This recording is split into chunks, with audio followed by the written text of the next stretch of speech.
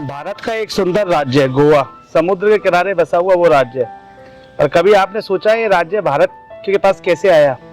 किस परिश्रम से और किस मेहनत से इस भारत माँ के इस छोटे से राज्य को भारत की सेना ने कैसे स्वतंत्र करा के और भारत में मिलाया?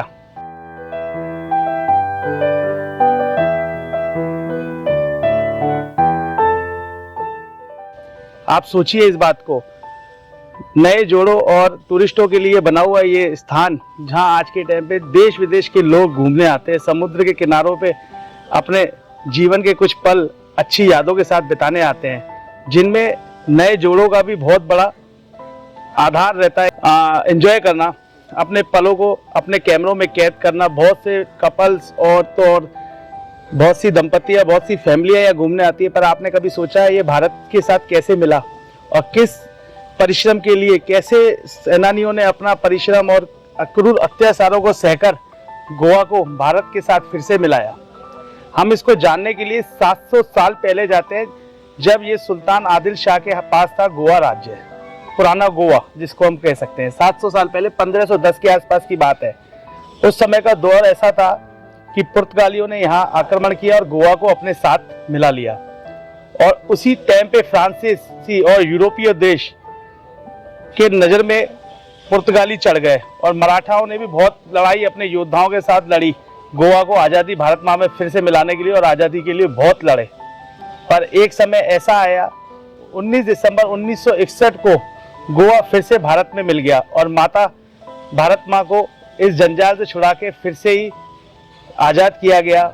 और बहुत से स्वतंत्र सेनानी थे जो 1946 से यह बंद थे, और पुर्तगाली उनके ऊपर इतना अत्याचार करते थे, क्रूर अत्याचार करते थे उनके ऊपर, और तब जाके उनको बंदिशों में रखते थे। या खाना नहीं दिया जाता, पीने के लिए समुद्र का पानी दिया जाता था, निरे दिन भूखे रखा जाता था।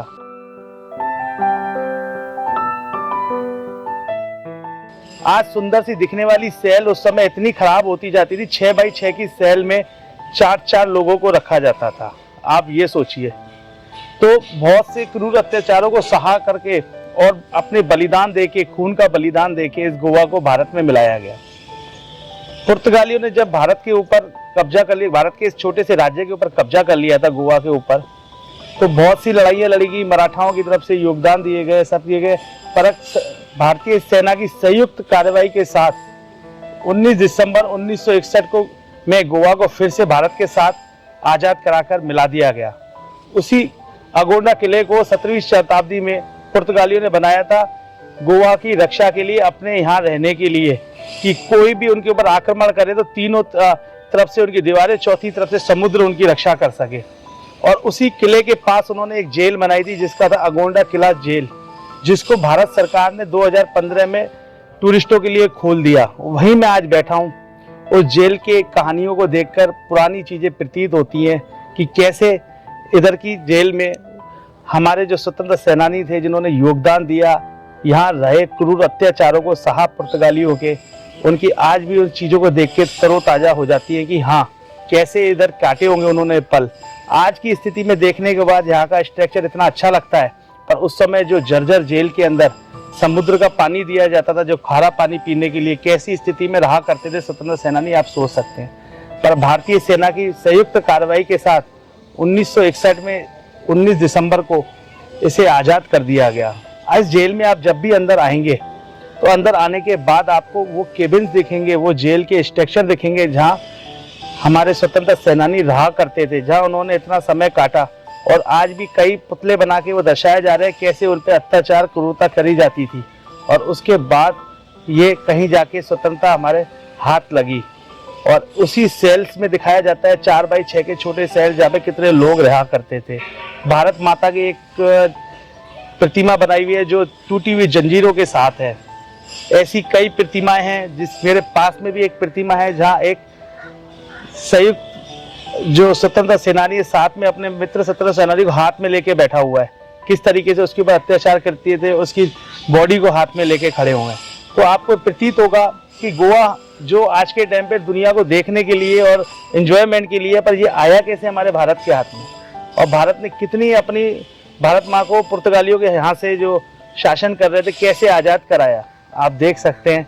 आप कभी आए गोवा तो अगोड़ा जेल और अगोड़ा किला को आप देखिए किस स्थिति में हमारे स्वतंत्र सेनानी यहाँ पे 1940 से 1961 के बीच में बंद थे और उन्होंने कितने अत्याचार सहे और कैसे हमारा भारत आजाद हुआ पुर्तगालियों के हाथों से। गोवा राज्य है हमारे भारत का।